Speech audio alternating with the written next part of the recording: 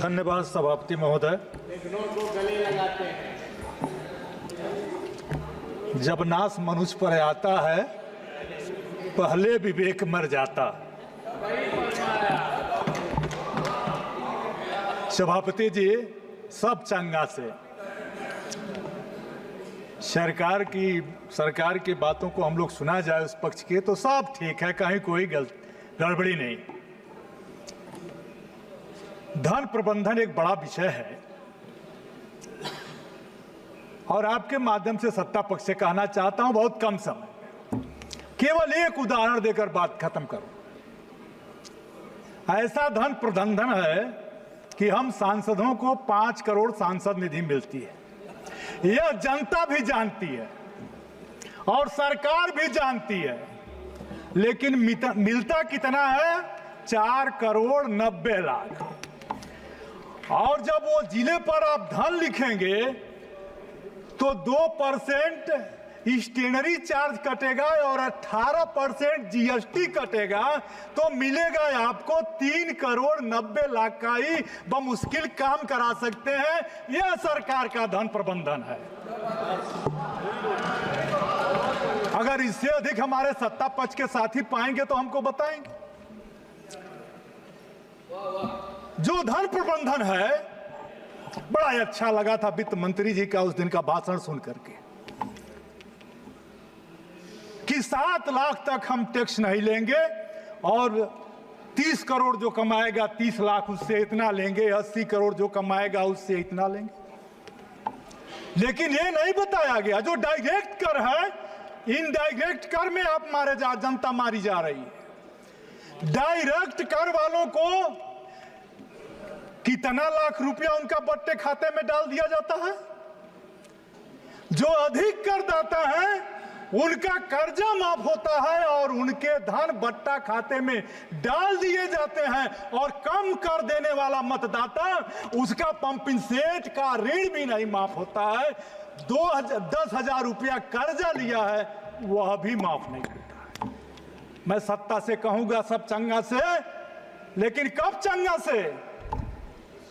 जब red signal पर आपका शीशा पोंछते हुई कोई बेटी और कोई बेटा न मिले।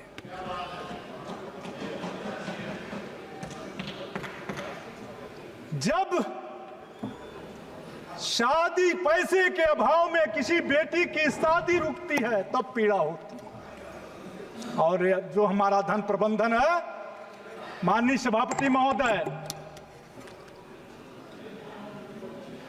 आज तक यह सरकार कहती है, हमको तो बड़ा भ्रम होता है विकसित भारत विकसित भारत विकसित भारत,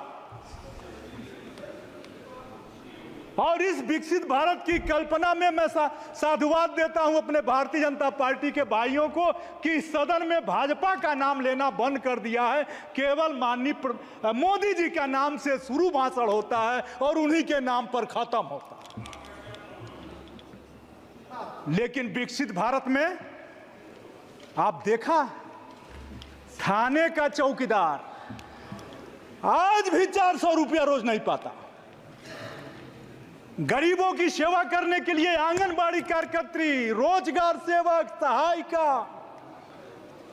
आशा बहू, शिक्षा मित्र और मनरेगा का मजदूर भी आज तक 400 रुपया रोज आप नहीं दे पाए, और आप 400 पार का नारा दे रहे थे।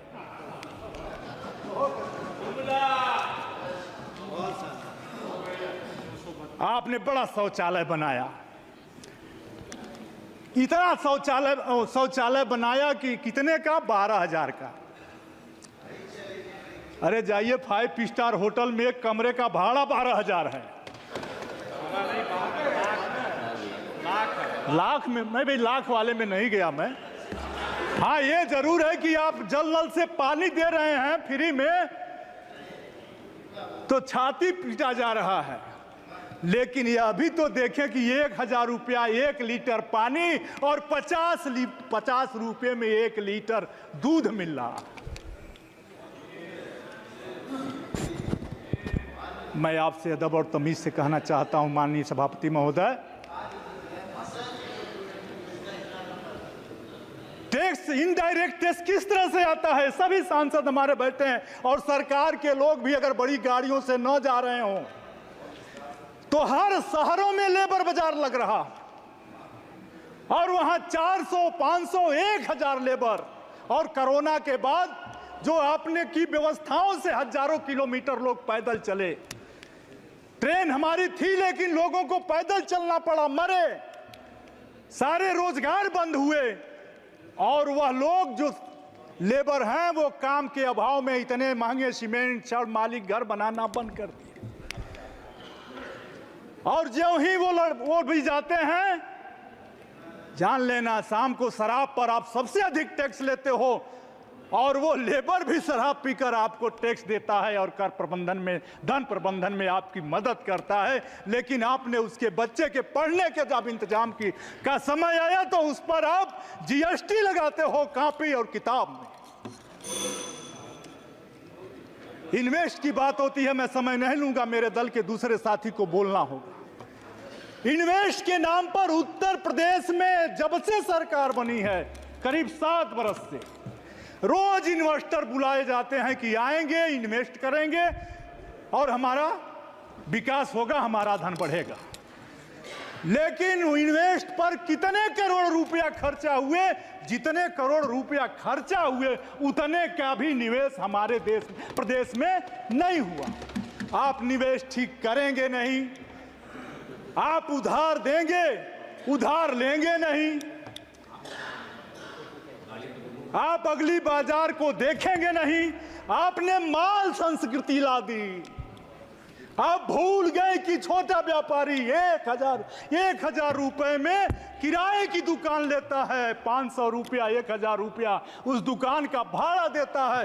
छोटी दुकान खोला था और आपने ऐसा बढ़ावा दे दिया कि अब नेट से मार्केटिंग हो रही है। उसको मार्केटिंग जब शुरू हो गई, लोग फोन कर दे रहे हैं, माल वालों का माल तो घर आ जा रहा है, माल वालों के किराना का सामान उनके फोन से घर आ जा रहा है, माल वालों का जूता, चप्पल, कपड़ा, सौंदर्य सामग्री केवल फोन से सब्जी तक उनके घर पहुंच जा रही है। लेकिन जो गरीब दुकानदार है, व्यापारी है, जरा उसकी दशा पूछो, अपने दुकान का भाड़ा तक नहीं दे पा रहा है, उसका किराया तक नहीं दे पा रहा। इसलिए मैं अंत में इतना ही कहूंगा कि जो आपने व्यवस्था दी है, इन व्यवस्थाओं की बदौलत आप विकसित हो सकते हैं, ऑनरेबल मेंबर श्रीमती ज्योति, लेकिन देश का गरीब नहीं विकसित होता है। और जब तक देश की झोंपड़ी नहीं विकसित होती है, में आवास आप बना रहे हैं, बनेगा 1 लाख रुपए में, 1,20,000 में आवास। हाँ बोल दिया ना, बोला उसको नहीं बैठ के।